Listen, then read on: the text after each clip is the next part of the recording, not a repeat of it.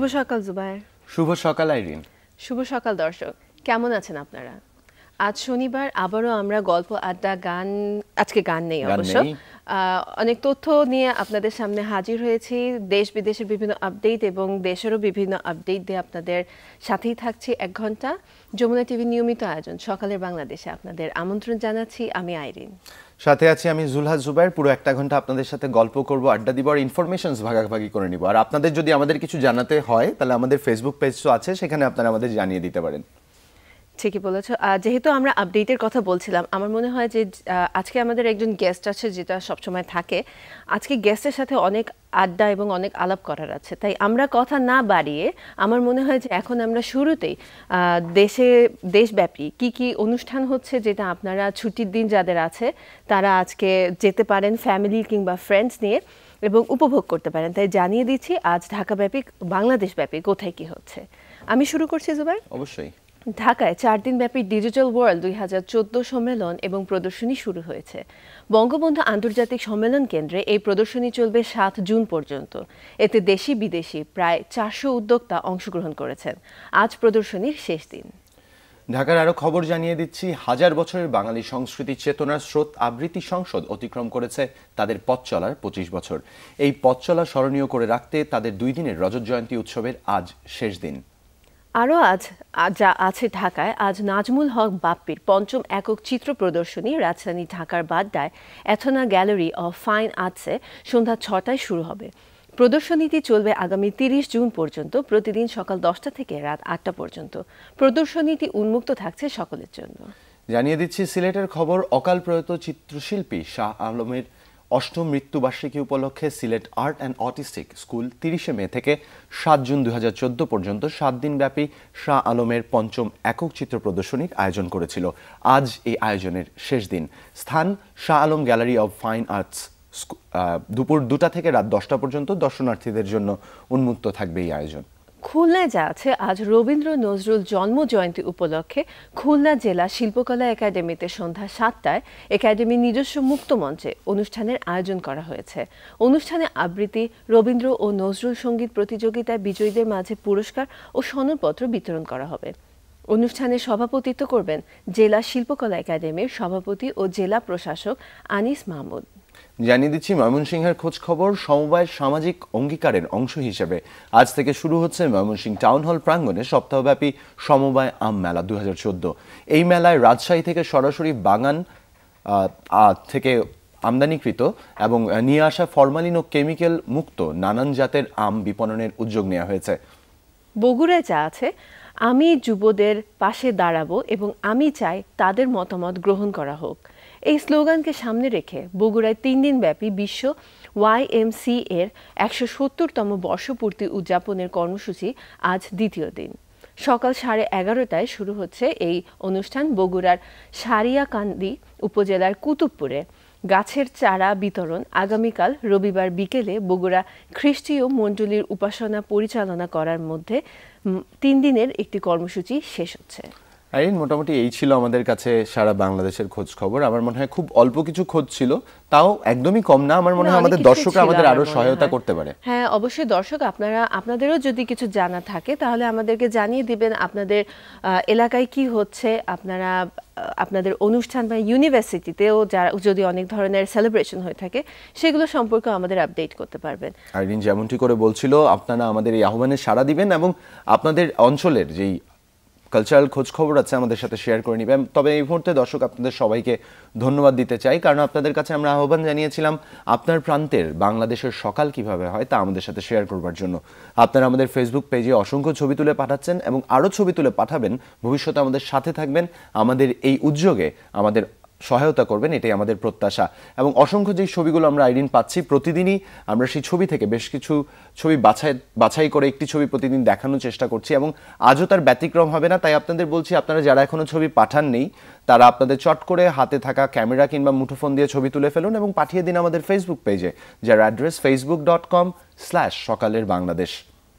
ঠিকই বলেছো জুবায়ের, এবং আমরা কিন্তু প্রচুর সাড়াও পাচ্ছি, যেটা তুমি অলরেডি মেনশন করলে। আর আমি আরেকবার একটু ব্যাকগ্রাউন্ডটা বলে দিই যে আমরা কিন্তু প্রত্যেক মাসে একজন বিজয়ী বিজয়ী নির্বাচন করে আমাদের এই অনুষ্ঠানে নিয়ে আসবো, যার সাথে আমাদের সুযোগ হবে আড্ডা দেবার। তাই আমাদের সেই দর্শক বন্ধুদের জন্য আমরা প্রত্যেক মাসের শেষে অপেক্ষায় থাকি এবং এই কন্টেস্টটি প্রত্যেক মাসেই চলবে এবং আমাদের কর্তৃপক্ষের কিন্তু অনেক রকমের প্ল্যানিং আছে। হয়তো আমরা বছর শেষে বড় কিছু করতে পারি সমস্ত যারা উইনার হয়েছেন সবাইকে নিয়ে, কিংবা আমরা ফটো এক্সিবিশনেরও আয়োজন করতে পারি। তাই দর্শক এই সুযোগটিকেও হাতছাড়া করবেন না। এটা আমাদের জন্য অনেক বড় সুযোগ যে আমরা আপনাদের সাথে এত কাছাকাছি কথা বলতে পারবো এবং কাছাকাছি 1-to-1 কথা বলতে পারবো এবং একজন আরেকজনকে জানতে পারবো। তাই আজ যে ছবিটি আমরা দেখাতে যাচ্ছি সেটি পাঠিয়েছেন ডক্টর তারিকুল ইসলাম, ঠিকানা ধানমন্ডি।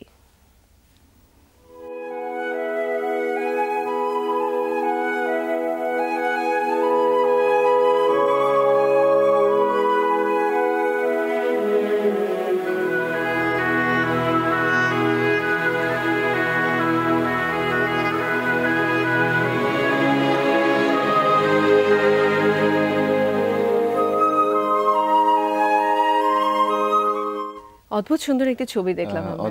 ওনার ডক্টর তারিকুলের আগেও আমরা কিছু ছবি দেখিয়েছি, টাইগার হিলের ছবি দেখেছি, পাশে হচ্ছে ওয়াটার কালার পেইন্টিং করেন আমার মনে হয়। একজন ডাক্তার হিসেবে এত রোমান্টিক এবং এত সুন্দর করে তিনি যে ছবি আঁকেন এই জন্য তাকে অনেক অনেক ধন্যবাদ। আশা করছি ওনাকে আরো পার্সোনালি জানা যাবে, চেনা যাবে, আড্ডা মারা যাবে। আমি ডক্টরদের যতদূর চিনতাম এবং জানতাম আইরিন, তারা হচ্ছে খুব চুপচাপ ধরনের মানুষ, খুব একদমই কথাবার্তা কম বলা মানুষ, খুব সিরিয়াস জীবন জীবিকা নিয়ে মানুষকে খুব সিরিয়াস আছে। কারণ মনে আছে ডক্টর অরূপ রতন চৌধুরী এসেছিলেন আমাদের মাঝে এবং উনি রবীন্দ্রসঙ্গীত শিল্পী। সো ওইদিন খুব আমার মানে we should have listen to A music, we should have listen to সময় ছিল না, এত কিছু জানার ছিল সেদিন। আর আমরা যেহেতু আপডেট দেই আপনাদেরকে, আরেকটি আপডেট আমি দিয়ে রাখতে চাবো যে এখন দর্শক সিজন চেঞ্জ হচ্ছে, তাই খুব জ্বর হচ্ছে সবার। এবং যেমন কিছুদিন আগে আমি ভিকটিম ছিলাম, কিছুদিন আগে যেটা থেকে আমার কাছে জ্বর এসেছে। সো আপনারা কেয়ারফুল থাকেন যে মানুষের তো অন্যদের থেকে যাতে আপনাদের মধ্যে জার্ম না আসে। আইরিন বিষয়টা কি এমন হয়ে গেল, কেয়ারফুল থাকবে জুবাইরের কাছ থেকে, জুবাইরের কাছে কেউ যাবেন না, কেয়ারফুল থাকবে, জুবাইরের কাছে কেউ যাবেন না, কাছে গেলে জ্বর হয়। বিষয়টি এমন না, আমাদের পরিবর্তিত এই পরিবেশ, পরিবর্তিত প্রকৃতি আমাদের উপর বিরূপ প্রভাব ফেলছে, এটাই স্বাভাবিক এবং আমাদের সাথে এর সাথেই খাপ খাইয়ে মানিয়ে নিয়ে চলে যেতে হবে। তাই আইরিনের মতো যাদের অসুস্থ হওয়ার সম্ভাবনা আছে, আমার মতো যাদের সুস্থ হওয়ার সম্ভাবনা আছে, তারা আমাদের সাথে থাকুন এবং ইনফরমেশন কালেক্ট করে আপডেটেড থাকুন। মনে হয় আমরা এই মুহূর্তে সংবাদপত্র পড়ে আমাদের দর্শকদের জানিয়ে দিতে পারি যাতে তারা আজকে সংবাদপত্রের আপডেটগুলো কি আছে। তাহলে আমি শুরু করছি প্রথম আলো দিয়ে।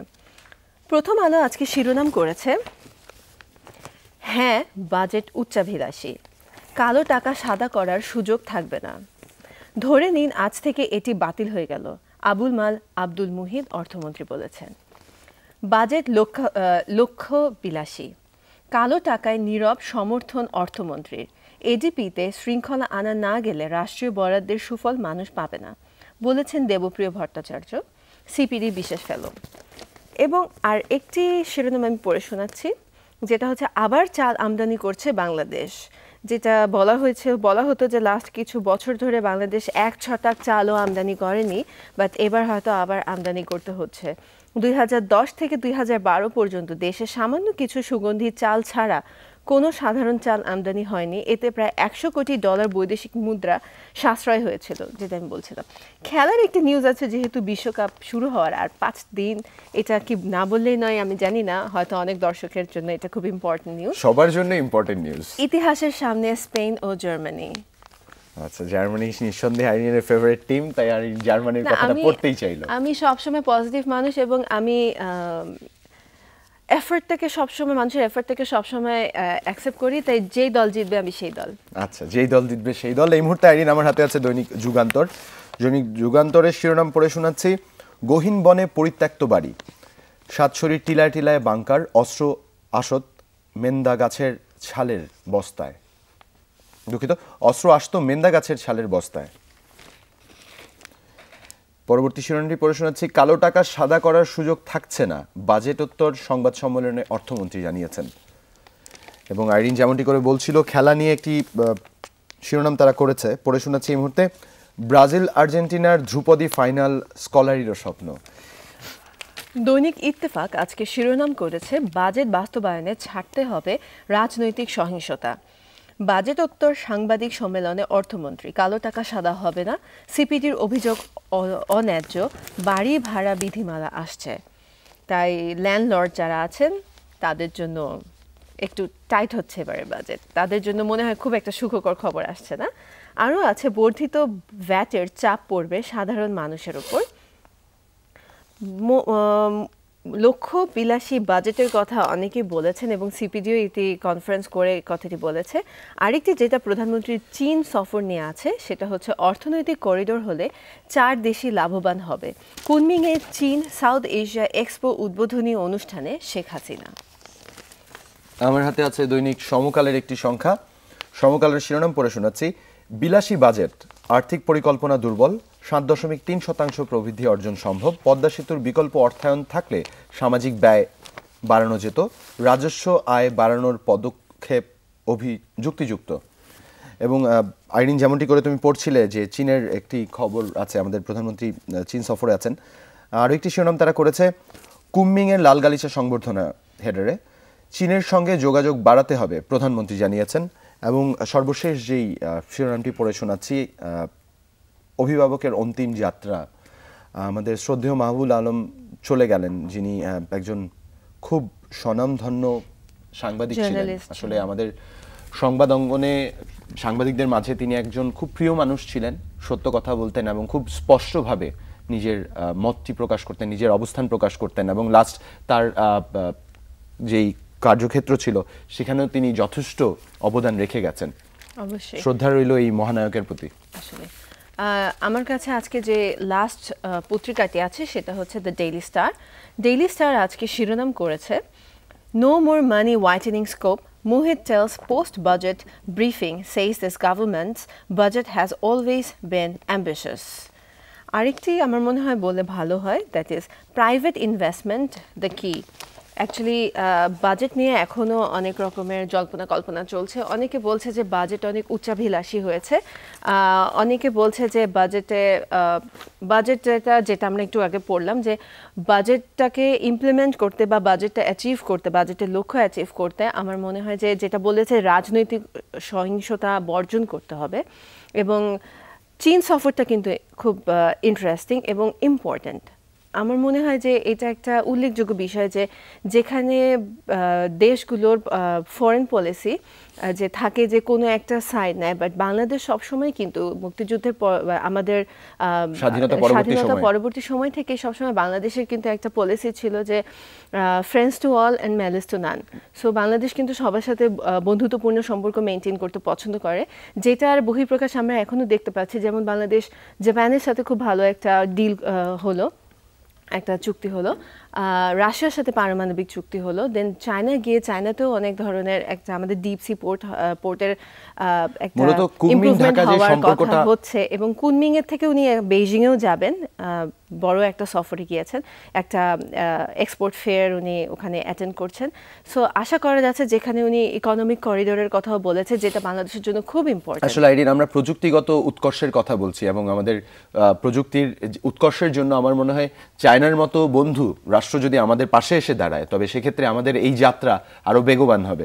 আমার মনে হয় শুধু চায়না বলে না, আমরা যেটা চায়না যেহেতু আমাদের সফরে এখন আমাদের প্রধানমন্ত্রী আছেন, যেমন জাপান আছে, ইন্ডিয়া আছে, রাশিয়া আছে এবং আরো সব আরো আদার ইমার্জিং কান্ট্রিগুলোর সাথেও আমার মনে হয় যে বাংলাদেশ সবসময় বন্ধুত্বপূর্ণ সম্পর্ক মেনটেন করেছে এবং আরো করছে, এবং আমাদের পলিসিটাই এরকম দেখা যাচ্ছে, ফ্রেন্ডস টু এভরিওয়ান।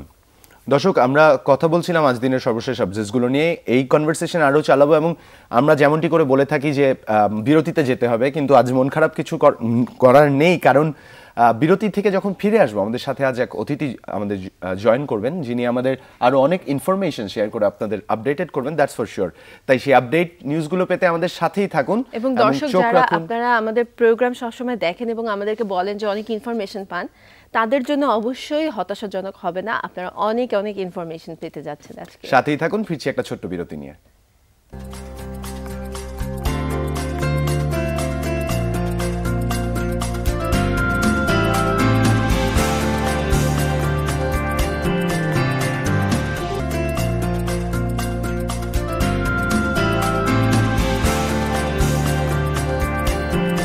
দর্শক, বিরতির পর আরো একবার স্বাগত জানাচ্ছি যমুনা টিভির প্রতিদিনকার আয়োজন সকালের বাংলাদেশের আজকের পর্বে, এবং সাথে আছে আমি জুলহা জুবাইর এবং আমি আইরিন খান। যেমন জুবাইর বলছিল ব্রেকে যাওয়ার আগে যে আমরা আমাদের অতিথি নিয়ে ফিরবো এবং অনেক আপডেট করব আপনাদেরকে। কথা দিয়েছিলাম, কথার আর ব্যত্যয় ঘটাচ্ছি না। আজ আমাদের সাথে আমাদের এই ইনফরমেশন আরো শেয়ার করে, আমাদের সাথে ইনফরমেশন শেয়ার করতে এবং আমাদের অন্যান্য আরো তাবৎ ইনফরমেশন আমাদের জানাতে আমাদের যিনি জয়েন করছেন এই মুহূর্তে, তিনি হচ্ছেন রাসেল টি আহমেদ, মহাসচিব বেসিস এবং প্রধান প্রকল্প কর্মকর্তা ডিজিটাল ওয়ার্ল্ড। প্রথমেই ভাই আপনাকে শুভ সকাল। শুভ সকাল। কেমন আছেন? আমি ভালো আছি। প্রথমে আমি জানতে চাবো, আপনি তো আজকে অনেক সকালে আমাদের অনুষ্ঠানে এসেছেন, এত সকালে কি আসা মানে ওঠা হয় ঘুম থেকে? আমি ইউজুয়ালি সকালেই উঠি। এত সকালে উঠেন?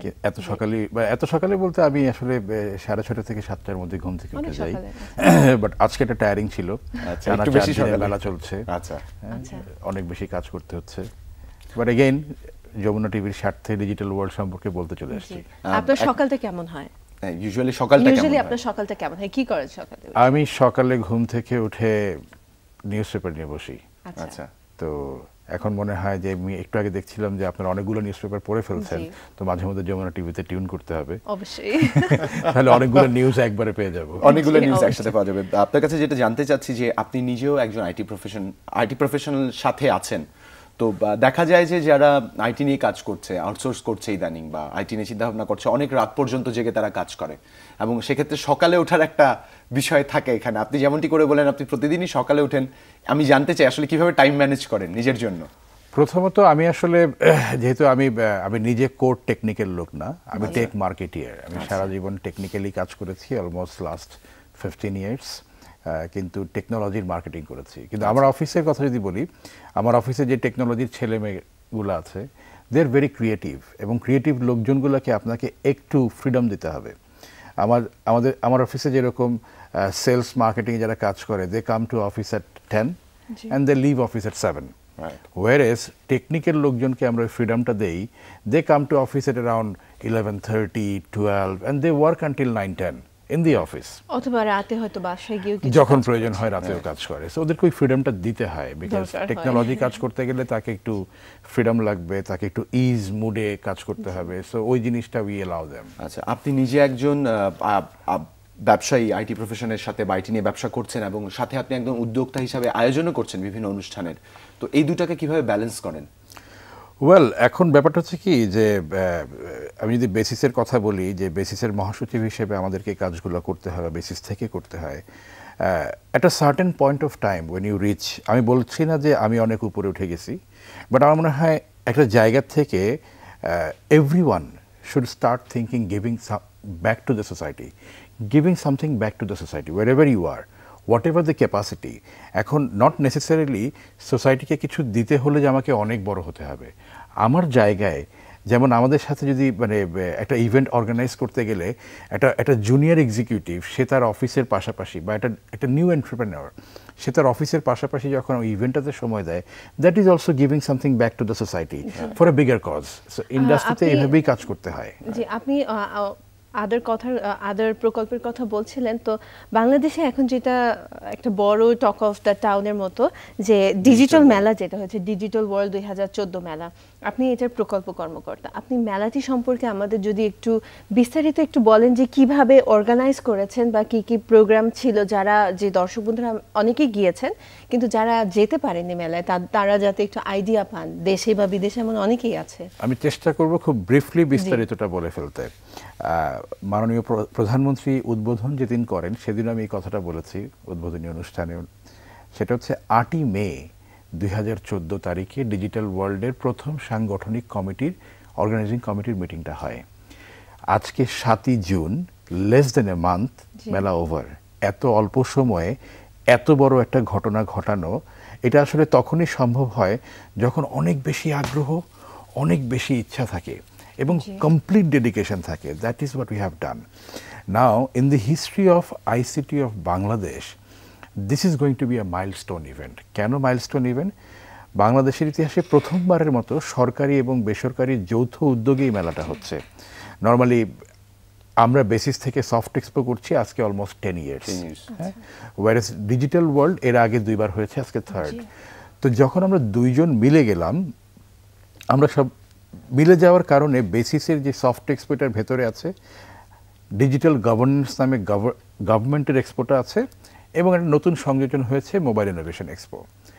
সুবিধা যেটা হয়েছে, প্রথমত in terms of scale it has become the largest ever expo, ICT expo in Bangladesh. BASIS soft এক্সপোতে ইউজুয়ালি প্রাইভেট অর্গানাইজেশনগুলো তাদের সফটওয়্যার শোকেসিং করে to sell. So as a visitor আমি যখন যাই তখন আমার মাথায় চিন্তা থাকে আমার অফিসের জন্য কি সফটওয়্যারটা দরকার, so I look for the right software and I go and buy that software. On the other hand digital governance এক্সপোতে যেটা হয়, গভর্নমেন্টের সিটিজেন সার্ভিসগুলা, ডিজিটাল সিটিজেন সার্ভিসগুলোর শোকেসিং হয়, রেলওয়ে টিকিট কীভাবে হচ্ছে, হ্যাঁ, বিভিন্ন মিনিস্ট্রির যেই সেবাগুলো আছে সেই সেবাগুলো প্রদর্শিত হয়। Thirdly mobile, as you know, this is the thing growing every day, this is the new generation. So ওইখানে এখন আমাদের, আমি যদি আরেকটু স্পেসিফিক্যালি বলি, সফট এক্সপোতে 117টা কোম্পানি আছে উইথ 200+ স্টলস। ডিজিটাল গভর্নেন্স এক্সপোতে 44টা 44 government ministries plus agencies with 104 stalls. এটা কি ই-গভর্নেন্স? এটা হচ্ছে e-governance. And thirdly mobile innovation এক্সপোতে 28 organisations showing their mobile applications. তার মানে হচ্ছে for visitors point of view, corporate visitor যেরকম আসছে এই মেলায় to look for the right business solution, software solution. On the other hand, common mass, একদমই আম জনতা আসছে ডিজিটাল সার্ভিস গভর্নমেন্ট কি উপহার দিচ্ছে সেটা দেখতে। And thirdly, to know their right, basically. Exactly. If I don't know, have you been to the fair? আমার যেমন plan ছিল আজকে যাওয়ার। Okay, please don't miss it. The young crowd there, I must admit one more thing, যে আমাদের এই মেলায় 36 সেমিনারস হচ্ছে, we call it Digital World Conference. 4 দিনে we have exactly 33 speakers from 15 countries, including one of the co-founders of Skype, Martin. He is also here in Dhaka. এবং প্রায় 75 local speakers. Trust me, we have 4 venues. In 4 venues, all the speakers seminars are taking place. Trust me, every single venue are overcrowded. আমরা এই ব্যাপারে আরো detail শুনবো, এই overcrowded পুরো ইভেন্টটা নিয়ে আরো অনেক কিছু শুনবো। এই মুহূর্তে নিতে হচ্ছে ছোট্ট একটি বিরতি। দর্শক কোথাও যাবেন না, আমাদের আরো অনেক ডিটেইল জানার আছে এই ডিজিটাল মেলা সম্পর্কে। ফিরছি ছোট্ট একটি বিরতির পর।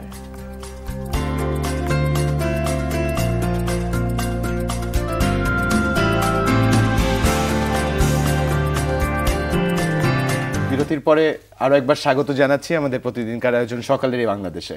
আইরিন, আমরা বিরতিতে যাওয়ার আগে কথা বলছিলাম আমাদের অতিথির সাথে। আসলে আমি কথা বলতে বলতে এতই মশগুল ছিলাম, কারণ আমার এত কিছু জানতে হবে। কখন বিরতি থেকে ফিরেছি আমাদের মনে নেই। এর আগেও কিন্তু আমরা আইটি নিয়ে আরেকদিন শো করেছিলাম এবং আমি বলেছিলাম যে আমি আইটি সম্পর্কে খুব একটা জানি না, কিন্তু আমি যেমন আস্তে আস্তে জানার চেষ্টা করেছি। এবং এই মেলাটা কিন্তু খুব ইম্পর্টেন্ট, মানুষকে অ্যাওয়্যার করা আইটি সম্পর্কে, তাই না? তো আমরা কি এখন আরেকটু কথা বলবো দর্শক আমাদের গেস্টের সাথে একটু ডিসকাশন করে নিতে, একটু কথা বলে নিই। যেমন আপনি ফেয়ারটি সম্পর্কে বলছিলেন, আপনি বলেছেন যে এখানে অনেক রকমের সেমিনার হয়েছে এবং ওয়ার্কশপ হয়েছে। কতগুলো সেমিনার এবং কতগুলো ওয়ার্কশপ হয়েছে? ছোট করে একটু অ্যানসারটা নিব। 36 সেমিনারস এন্ড ওয়ার্কশপস মিলিয়ে 12 টেকনিক্যাল সেশন, বাকিগুলো হচ্ছে বিজনেস সেশন। অনেকগুলো হয়েছে। আমরা এই সম্পর্কে আরো বিস্তারিত জানবো, কিন্তু এই মুহূর্তে আমরা আমাদের দেশ বিদেশের আরো আপডেট জানতে চলে যাচ্ছি আমাদের নিউজ স্টুডিওতে। নিউজ স্টুডিও থেকে আমাদের আপডেট জানিয়ে দিবে আমাদের সহকর্মী তানভীর। শুভ সকাল তানভীর। শুভ সকাল আইরিন, এবং সেই সাথে জানাচ্ছি আমাদের দর্শককে আমন্ত্রণ জানাচ্ছি আমাদের হেডলাইন নিউজে। দর্শক, আপনাদের সাথে আছি আমি তানভীর আহমেদ ইমন। চীন সফরের দ্বিতীয় দিনে আজ চীনা প্রধানমন্ত্রীর সাথে বৈঠক করবেন প্রধানমন্ত্রী শেখ হাসিনা। এই বৈঠকে বঙ্গোপসাগরে গভীর সমুদ্রবন্দর তৈরি ও আঞ্চলিক যোগাযোগ সহ বেশ কিছু বিষয় গুরুত্ব পাবে। এর আগে গতকাল চীন সফরের প্রথম দিনে দক্ষিণ এশিয়া বাণিজ্য মেলার উদ্বোধনী অনুষ্ঠানে বক্তব্য রাখেন প্রধানমন্ত্রী। এই অঞ্চলের অর্থনৈতিক ও বাণিজ্যিক উন্নয়নে প্রস্তাবিত অর্থনৈতিক করিডোরের কাজ দ্রুত শুরু করারও তাগিদ দেন তিনি। শেখ হাসিনা দারিদ্র্য, সন্ত্রাস ও জলবায়ু পরিবর্তনের চ্যালেঞ্জ মোকাবেলায় চীনের সহায়তা চান। বলেন, চীনা ব্যবসায়ীদের জন্য এখনই বাংলাদেশ বিনিয়োগের সুসময়।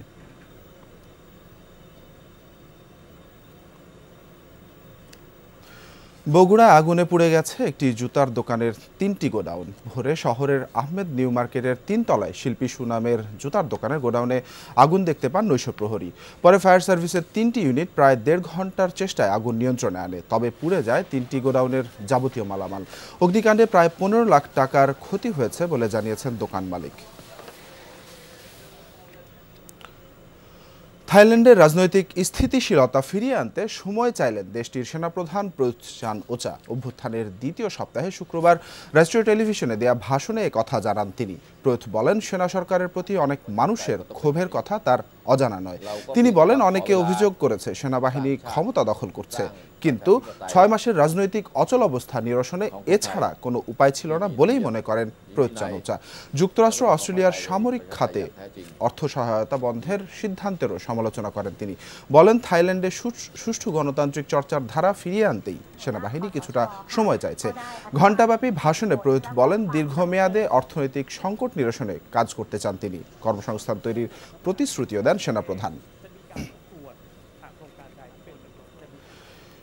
ইউক্রেন নিয়ে সমঝোতার আগে অস্ত্রবিরতি প্রয়োজন বলে মন্তব্য করেছেন রাশিয়ার প্রেসিডেন্ট ভ্লাদিমির পুতিন। ফ্রান্সের নরম্যান্ডিতে ডি-ডে দিবসের অনুষ্ঠানে ইউক্রেনের নবনির্বাচিত প্রেসিডেন্ট পেট্রো পোরোশেঙ্কোর সাথে আলোচনায় কথা বলেন তিনি। কিয়েভের সেনাবাহিনী আর রুশপন্থী বিচ্ছিন্নতাবাদীদের মধ্যে অস্ত্রবিরতি নিয়ে আলোচনা হয় দুনেতার বৈঠকে।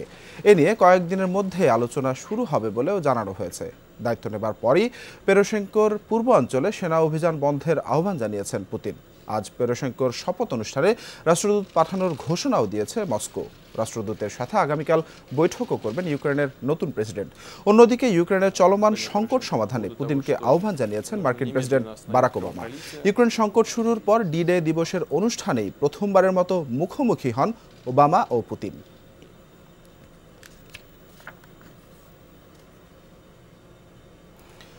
ফুটবল বিশ্বকাপ প্রসঙ্গ। ফুটবল বিশ্বকাপকে সামনে রেখে ব্রাজিলের সাও পাওলোতে অব্যাহত আছে সাবওয়ে শ্রমিকদের ধর্মঘট। ফলে পরিবহন সংকটে ভোগান্তিতে পড়েছে প্রায় 40 লাখ মানুষ।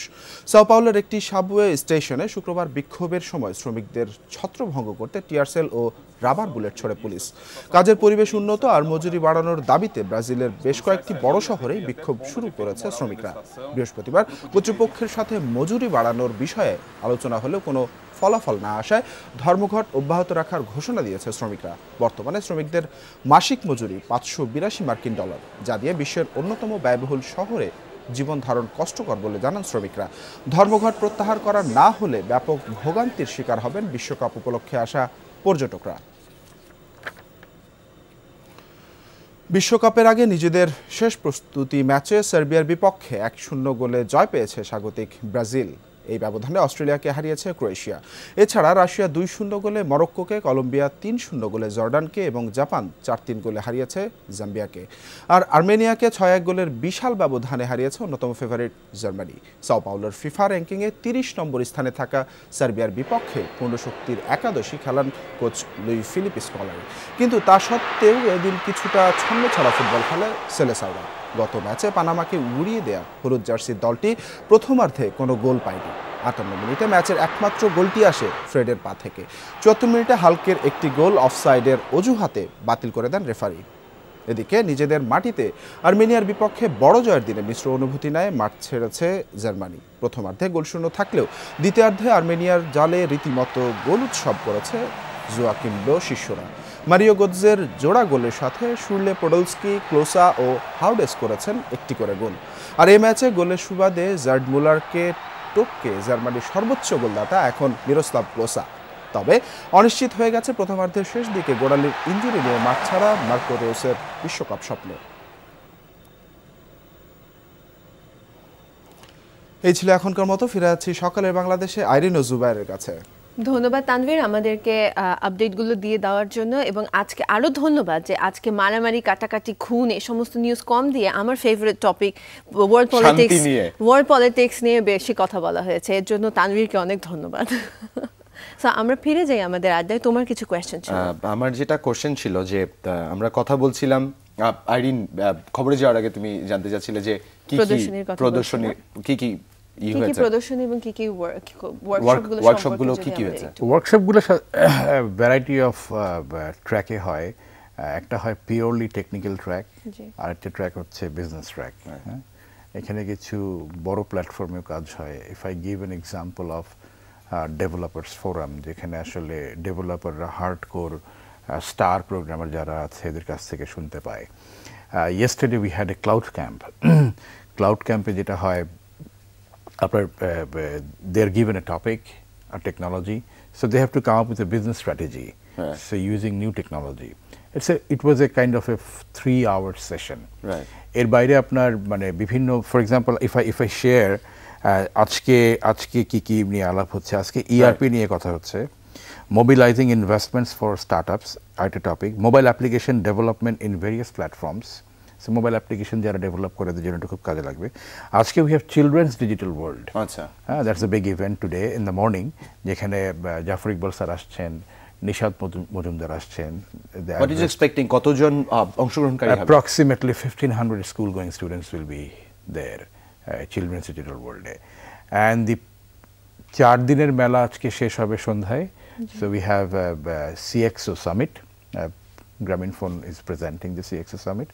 ওইখানে there is going to be a very high profile panel, so we'll have a panel discussion. Panel আপনার we have Ministry of Post and Telecommunication Minister, State Minister, we have Power Minister, and importantly Finance Minister. Achha. Then we have business leaders, we have telecom operators like CEO of Grameenphone, Vivek will be there as one of the panelists, and we'll talk about the importance of internet. And we are expecting the ICT advisor to the PM, Mr. Shojib Wajid Joy. He will also join the panel discussion over Skype. আচ্ছা, আমার আপনি যখন বলছিলেন আমার একটি question এসেছে, যেটা হয়তো আপনি একটু ছোট করে অ্যান্সার দিতে পারেন, যে যারা এটা মিস করেছে বা যারা জানতে চায় এটা সম্পর্কে, তাদের জন্য কোনো ফলো আপ বা আপনাদের কোনো ওয়েবসাইট আছে যে যেখানে এই সেমিনারগুলো হয়েছে, সেমিনার সম্পর্কে একটা ছোট বা মিনিটস বা রিপোর্ট, আউটকামগুলো কি বা ওয়ার্কশপগুলো কি ছিল, এরকম কোথাও ভেরি গুড কোয়েশ্চেন। প্রথমত আমি একটু বলে রাখি যে প্রত্যেকটা সেমিনারে এই যে উপচে পড়া ভিড়, এটা প্রমাণ করে যে নেক্সট জেনারেশনের আগ্রহ টুয়ার্ডস আইসিটি, টুয়ার্ডস টেকনোলজি। এগুলোর স্ন্যাপশটস, প্রত্যেকটা সেমিনার ওয়েবকাস্ট হচ্ছে live. Every happening is being webcasted. Please log on to www.digitalworld.org.bd। প্রত্যেকটা সেমিনার, প্রত্যেকটা happening, whatever is happening in the digital world webcast হচ্ছে। দেন ওটার snapshots will remain after the show. তখন আমরা এটার snapshot video রাখবো এবং একটা সিনপসিসও রাখবো যে উইচ সেমিনারে কি হয়েছে, হোয়াট ইজ দি আউটকাম। খুব সুন্দর করে ভাই আপনি বলছিলেন, আপনি স্ন্যাপশটের কথা, এবং আপনি একটি ইম্পর্টেন্ট বিষয় এখানে অ্যাড করেছেন যে আমাদের আগামী প্রজন্ম আইসিটি নিয়ে খুব ভাবছে এবং তারা আসতে চায়।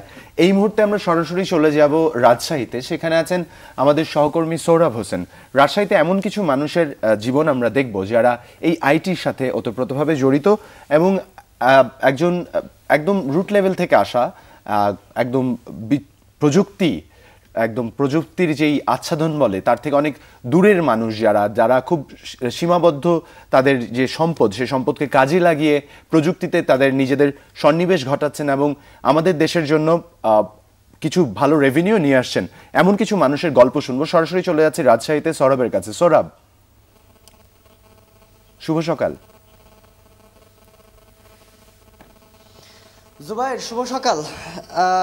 আসলে আজকের সকালটি রাজশাহীর অনেক মেঘাচ্ছন্ন সকাল, তো আজকের সকালটি যদি আপনাকে দেখাতে পারতাম খুব ভালো হতো। তো যাই হোক, আমরা এই মুহূর্তে আপনাদের সাথে বা কিছু উদ্যমী তরুণ প্রজন্মের সাথে আমরা পরিচয় করিয়ে দিতে চাই। মূলত তারা দীর্ঘদিন ধরে তারা ইন্টারনেটের মাধ্যমে তারা বিভিন্ন ধরনের কাজ করে কিভাবে আউটসোর্সিং করছে, আমরা মূলত তাদের সাথে আমরা পরিচয় করাই দিতে চাই। এবং আপনাদেরকে একটু জানিয়ে রাখতে, আপনি দেখতে পাচ্ছেন যে এখানে 3 থেকে 4 জন আমরা লক্ষ্য করছি, তারা বিভিন্ন ধরনের কাজ করছে এবং তারা যে ধরনের কাজ করে তা হলো web designing, web development, logo designing, advertisement, email marketing service, social media service সহ বিভিন্ন ধরনের তারা এই কাজ করে। তো ছোট্ট একটি ঘরের মধ্যে থেকে মূলত তারা তাদের এই ধরনের উদ্যোগটা গ্রহণ করেছিল এবং এটি এখন বর্তমানে দাঁড়িয়েছে প্রায় 40 জন।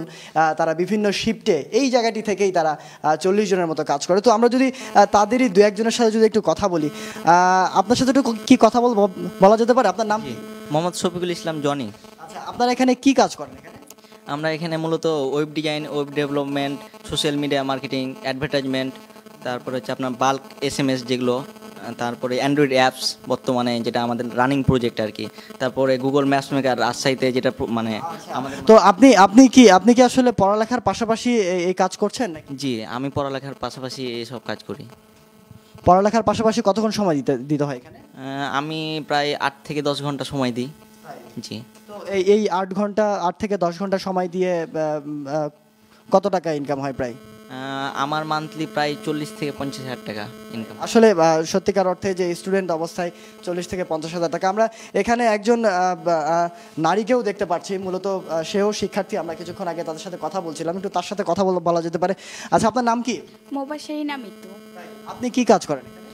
আমি মূলত এই যে রাজশাহী ইউনিভার্সিটির যে গুগল ম্যাপ মেকিং নিয়ে কাজটা হচ্ছে ওইটার সাথে আর কি আছি ইনভলভ। আসলে নারী হয়ে আপনি এই যে আউটসোর্সিং পেশায় এসেছেন, আপনি তো অবশ্যই শিক্ষার্থী, তো এটি আপনাকে কে অনুপ্রাণিত করলো, কিভাবে উৎসাহিত হয়েছে? এটি আমি আমার ফ্রেন্ডদেরকে দেখছি যে তারা মানে পড়াশোনার পাশাপাশি একটা এক্সট্রা ইনকাম করছে, যেটা স্টুডেন্ট লাইফে অনেক জরুরি। দেন তারপরে আমি ইন্টারেস্টেড হয়ে আর কি এর সাথে ইনভলভ হই। তো আপনি তো রাজশাহীতে পড়াশোনা করেন, এই তো? জি জি। কোথায় পড়াশোনা করেন? আমি বরেন্দ্র ইউনিভার্সিটিতে পড়ি। তো আপনি রাজশাহীতে আপনি তো সেলফ ডিপেন্ডেন্ট, তাই কিনা? জি জি, অবশ্যই। তো আসলে জুবাইর, আমরা মূলত শুনছিলাম যে তারা একেবারেই উদ্যমী কিছু তরুণ প্রজন্ম। তারা মূলত আজ থেকে প্রায় 4 বছর আগে তাদের এই গ্রুপটি ওপেন করেছিল এবং এখন এই গ্রুপের সদস্য সংখ্যা প্রায় 40 জন। আমরা কিছুক্ষণ আগে এই গ্রুপের সদস্যদের সাথে আমরা কথা বলছিলাম।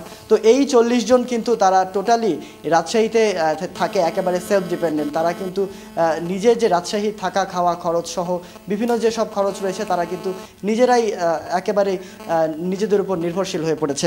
তো আসলে আমরা সকল তরুণ প্রজন্মকে আমরা আসলে আহ্বান জানাতে চাই, যদি এমনিতে রাজশাহী শিক্ষানগরী, তো সবাই যদি আসে এই আউটসোর্সিং পেশার মধ্য দিয়ে যদি তারা তাদেরকে নিজেদেরকে সেলফ ডেভেলপমেন্ট করতে পারে, তাহলে হয়তোবা আমরা এই যে তরুণ সমাজ যে মাদকের দিকে এগিয়ে যাচ্ছে, বিভিন্ন অসৎ কাজে এগিয়ে যাচ্ছে, তাদেরকে হয়তো আমরা ফিরিয়ে আনতে সক্ষম হব। জুবাইর, ধন্যবাদ সোহরাব আপনাকে। আপনি আমাদের এই সকালবেলা এমন কিছু উদ্যমী প্রাণের সাথে পরিচয় করিয়ে দিলেন যারা তাদের অবস্থান থেকে পরিবর্তন করতে চাচ্ছে তাদের সামাজিক আর্থিক অবস্থাটিকে। এবং এই সকালেও দেখো যে এত অ্যাক্টিভ হয়ে ওনারা কাজ করছে, আমার কিন্তু খুব ভালো লাগছে। আমি আসলে এ ধরনের ইউথ দেখতে আমার খুব ভালো লাগে, যে অ্যাক্টিভ, যে সময় নষ্ট করছে না, বা যে আড্ডা দিয়ে কনস্ট্রাকটিভ কিছু কাজ করছে, বা কনস্ট্রাকটিভ আড্ডা কিন্তু খুব ইম্পর্টেন্ট। এবং একজন মেয়েও দেখলাম। আমি আমাদের অতিথি রাসেলটি আমাদের কাছে ফেরত যেতে চাই। আমরা কিছু মানুষের গল্প শুনছিলাম যারা ফ্রিল্যান্সার লেভেল, একদমই রুট লেভেলের। তো আপনারা নিশ্চয়ই এরকম অনেকের সন্ধান জানেন, তো তাদেরকে কি আমরা একত্রিত করার কোনো প্ল্যান করতে পারি, বা তাদের ট্রেনিং এর জন্য বা এমন কি কিছু হতে পারে কিনা? ফ্রিল্যান্সারদের নিয়ে বেসিসে অনেক দিন ধরে কাজ করে যাচ্ছে। আমরা this is the second year আমরা ফ্রিল্যান্সিং অ্যাওয়ার্ড দিই, এবং আমরা থার্ড ইয়ার এই বছরে আমরা 100 জন ফ্রিল্যান্সারকে অ্যাওয়ার্ড দিয়েছি। এবং আমরা কিন্তু অ্যাওয়ার্ডটা শুধু ঢাকার মধ্যে রাখি না। এই যে রাজশাহীর ওনারা কাজ করছেন, আমরা 64টা জেলার থেকে অ্যাওয়ার্ড দিই। কারণ শুধু ঢাকায় যদি অ্যাওয়ার্ড করা হয়, তখন হয় কি ঢাকার ভেতরে ভালো ফ্রিল্যান্সার্স আছে, তো ওরা হয়তো একটু ডিফিকাল্ট কাজ করে আউটসোর্সিংয়ে, ওয়েরেজ যারা একটু সিম্পল কাজ করে এদেরকেও কিন্তু উৎসাহ দিতে হবে। এই যে রাজশাহীতে বসে কাজ করছে, অন দি আদার হ্যান্ড দেখেন শুধু রাজশাহীতে একটা বিভাগীয় শহর, ছোট ছোট জেলা শহরে এখন কাজ হচ্ছে। জেলা শহরে দে জাস্ট নিড ইন্টারনেট। এখন ফ্রিল্যান্সিংয়ে কাজ করতে গেলে কিন্তু যেরকম এখানে কঠিন কাজ আছে, যেখানে পেমেন্টটা একটু হাই, আবার সহজ কাজও আছে, কিন্তু কাজটা করে করে এগিয়ে আসছে। এবং ফ্রিল্যান্সার্স আর নাও অ্যাপ্রক্সিমেটলি দেশের অলমোস্ট, আমার কোনো ফিক্সড ব্যাংকিং ট্র্যাক রেকর্ড নেই, বিকজ ইন্ডিভিজুয়াল চ্যানেলে টাকাগুলো আসে, but they are contributing approximately $40 million. আপনি বলছিলেন যে ফ্রিল্যান্সারদের আপনারা অ্যাওয়ার্ড দেন, বাট ফ্রিল্যান্সারদের কাজ পাওয়ার ক্ষেত্রে কি আপনারা কোনো ধরনের হেল্প করেন? হ্যাঁ, আমরা ধরেন ওরা মূলত কাজ করে freelancing.com এর সাথে, ইল্যান্সের সাথে এবং ওডেস্কের সাথে। ওডেস্কের সিইও বাংলাদেশে আমরা নিয়ে আসছি, ইল্যান্স এখানে অফিস আছে, সো উই ট্রেন দেম। হ্যাঁ, এবং ওদেরকে আমরা যেমন এখন অনেক ফ্রিল্যান্সার টু এন্টারপ্রেনার হতে চাচ্ছে, এদেরকেও উই আর হেল্পিং, যে যারা একটু বড় হয়ে গেছে, হয়তো এখন বেশি কাজ পাচ্ছে, ও একা কুলাতে পারছে না, দুই তিনজন দরকার, Support দরকার। তখন we support them how to become an entrepreneur Right. And make it in a bigger way, bigger Right. Shape কি হতে পারে। আচ্ছা, কামিং ব্যাক টু দ্য মেলায়, আমরা মেলা, আমার মেলায় ফেরত আসি। হ্যাঁ, আমার মনে হয় যে এটা একটা ইম্পর্ট্যান্ট ইস্যু, যে আমার যেটা মনে হচ্ছিল যে এই মেলাতে বাংলাদেশের আইসিটি সেক্টরে কতটুকু অবদান রাখছে বা রাখতে পারে বলে আপনার মনে হয়, বা এটা ভবিষ্যৎ পরিকল্পনা কি, যে ফলো আপ কিভাবে হবে? Thank you very much. I was expecting this question in fact. যেটা বলবো যে মানে আমরা একটা লম্বা ভিশন নিয়ে, একটা বড় ভিশন নিয়ে কাজ করছি। ভেরি রিসেন্টলি আমরা বেসিস থেকে একটা ভিশন ডিক্লেয়ার করেছি, it's called one Bangladesh. So it's a 5-year vision until 2018. A One Bangladesh, we have 4 pillars. The first pillar is এখন approximately $230 million এক্সপোর্ট হয় সফটওয়্যার এবং আইটিএস সার্ভিসে, যেটাকে আমরা $1 billion নিয়ে যেতে চাই বাই 2018। সেকেন্ড পিলার হচ্ছে এখন প্রায় 2.5 লক্ষ লোক আইটিতে কাজ করে, এটাকে আমরা 1 মিলিয়ন বা 10 লক্ষতে নিয়ে যেতে চাই by 2018। The third pillar is every year 1 crore নতুন ইন্টারনেট গ্রাহক তৈরি করতে চাই আমরা। And finally the fourth pillar is যে 2018-এ গভর্নমেন্টের জিডিপিতে অ্যাটলিস্ট 1% কন্ট্রিবিউট করতে চাই ফ্রম আইসিটি সেক্টর। নাও এই জিনিসগুলো অ্যাচিভ করতে গেলে আমাদেরকে যেরকম, for example, when you talk about $1 billion export, you have to do marketing. Right. You have to brand Bangladesh. So BASIS takes various initiatives. We go to the biggest fair in the world called CeBIT in Germany. BASIS আমরা ওখানে participate করি with few of our members. We go to Dubai GITEX. So এরকম ওয়ার্ল্ডের অনেক বড় বড় ইভেন্টগুলোতে আমরা যাই। We attract people to come over and do business in Bangladesh. So digital world একটা ব্যাপার হচ্ছে কি, আপনি যদি বাংলাদেশের অনেক নেগেটিভ ব্র্যান্ডিং হয় গ্লোবালি, এটাকে যদি পজিটিভ করতে চাই আমাদেরকে কিছু মানে আইডেন্টিফাই করতে হবে যে কিভাবে পজিটিভ করতে চাই। আমরা চাচ্ছি এটা ডিজিটাল বাংলাদেশ নামে গ্লোবালি ব্র্যান্ডেড হোক। তো ডিজিটাল বাংলাদেশ নামে গ্লোবালি ব্র্যান্ডেড হতে হলে অনেক মানে বিভিন্ন দেশে কিছু সিগনেচার ইভেন্ট থাকে, and everybody, the whole world knows CommunicAsia in Singapore, CeBIT in Germany, GITEX in Dubai.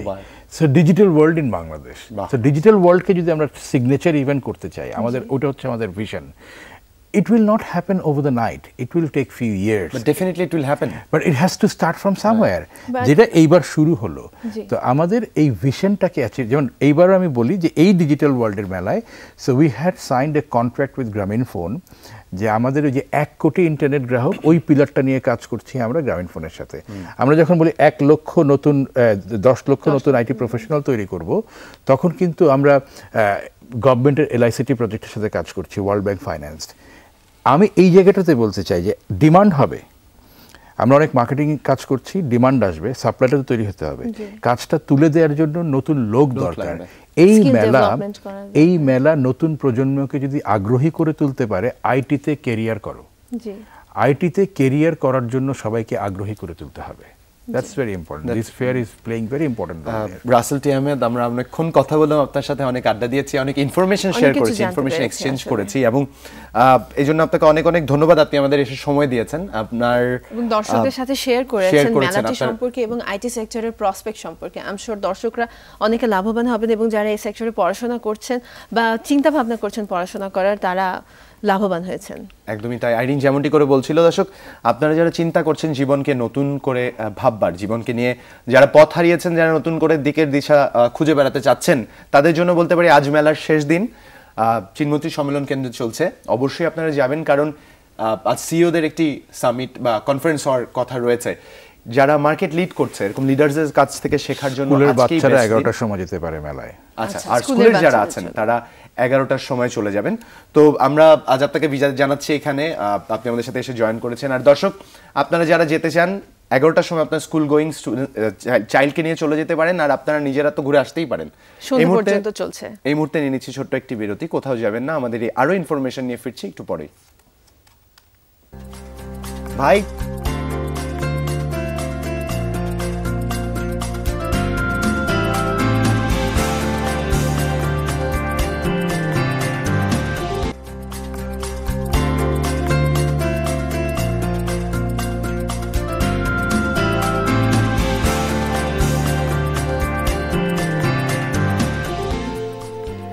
দর্শক বিরতির পর আরেকবার স্বাগত জানাচ্ছি আমাদের এই আয়োজনের সাথে আছে আমি জুলহা জুবাইর এবং আমি আইরিন খান। আমরা আড্ডা দিচ্ছিলাম আমাদের আজকের গেস্টের সাথে, আইটি সম্পর্কে অনেক কিছু জানলাম এবং এই সেক্টরে কত জব আছে, কত আইটি প্রফেশনাল হতে পারে এবং আছে অলরেডি, এগুলো সম্পর্কে আমরা জানলাম যে ডিজিটাল বাংলাদেশ গড়ার যে স্বপ্ন সেটা যে বাস্তবায়নের পথে, এই জিনিসটা কিন্তু আমার খুব ভালো লাগলো। একদমই তাই। আর এরকম গ্লোবের সাথে যে কানেক্টিভিটি ক্রিয়েট করবে এই বিইং এ ডিজিটাল বাংলাদেশ, এটা কিন্তু খুব ইম্পর্টেন্ট। এরকম করে জানতে পারা প্রতিটা একটা জিনিসকে, মানে একজন যারা মার্কেটটাকে লিড করছেন তাদের কাছ থেকে জানতে পারার এই যে সুযোগটা, আমার মনে হয় এরকম সুযোগ আমরা খুব কম পাই। আমাদের অপেক্ষা করতে হয় যে আমরা আবার কবে এরকম একটি ফেস্টিভ্যাল পাবো।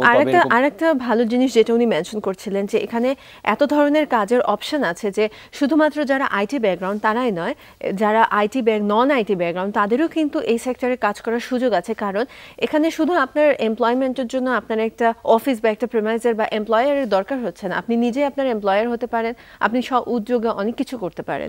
এটা কিন্তু দর্শক আইরিন যেমনটি করে বলছিল, আপনারা যে ইভেন্টটা সম্বন্ধে জানলেন ডিজিটাল ওয়ার্ল্ড, এর যতগুলো সেমিনার হয়েছে সবকটি সম্বন্ধে আপনারা জানতে পারেন। জানতে হলে যা করতে হবে www.basis.org.bd এই অ্যাড্রেসে যে প্রতিটি যা ইভেন্ট চলছে সেই সকল ইভেন্টের স্ন্যাপশটস আপনারা দেখে নিতে পারেন এবং বেসিসের আগামীতে কি কি আয়োজন নিয়ে আসছে আমাদের উদ্বুদ্ধ করতে, নতুন উদ্যোক্তাদের কি কি পদক্ষেপ তারা নিচ্ছে সেগুলো সম্বন্ধে আমরা জেনে নিতে পারি।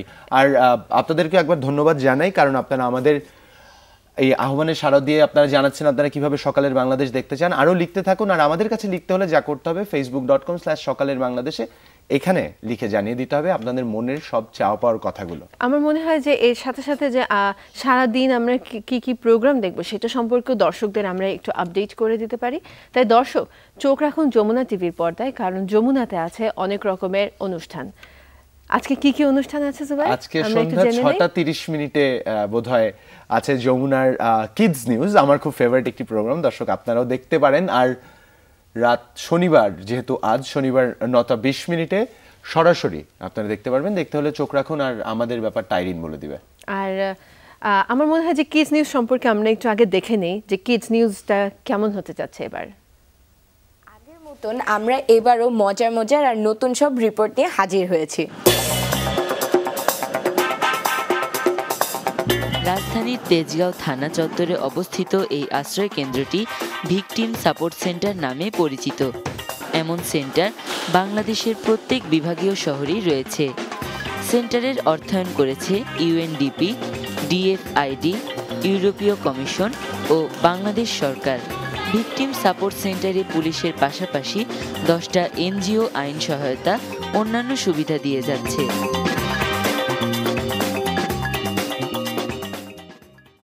দেখে নিলাম আমরা আজকে কিডস নিউজে কি আছে, এবং কিডস নিউজে বাচ্চাগুলো কিন্তু এত সুন্দর প্রেজেন্ট করে, সামটাইমস আমিও হা করে তাকায় দেখি এবং ওদের থেকে একটু শেখার চেষ্টা করি যে কিভাবে আর একটু ভালোভাবে আপনাদের সামনে উপস্থিত হওয়া যায় বা আপনাদের সাথে আড্ডা দেওয়া যায়।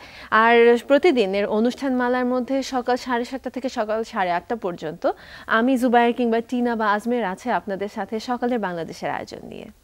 আর আজ সময় শেষ হয়ে এসেছে, বিরতি নিতে হবে আইরিন। এই মুহূর্তে আমি দর্শকদের কাছ থেকে বিদায় নিয়ে নিচ্ছি। তুমি মানে আরো 1 ঘন্টা থেকে থাকতে চাও? I wish if I could be there for the next 1 hour. ওদের সাথে নিউজ সারাদিন নিউজ একদম সারাদিন যদি দর্শকদের সাথে কাটাতে পারতাম, আপডেট করব আমরা। একদমই তাই। তাই দর্শক বিদায় নিয়ে নিচ্ছি আজকের মতো। কাল আবারও দেখা হবে নতুন কোনো বিষয় নিয়ে, নতুন এক অতিথির সাথে। ততক্ষণ পর্যন্ত সাথেই থাকুন, ভালো থাকবেন। আমরা এখন যাচ্ছি নাস্তা করতে, হোপ আপনারাও নাস্তা করেছেন এবং ভালো থাকবেন।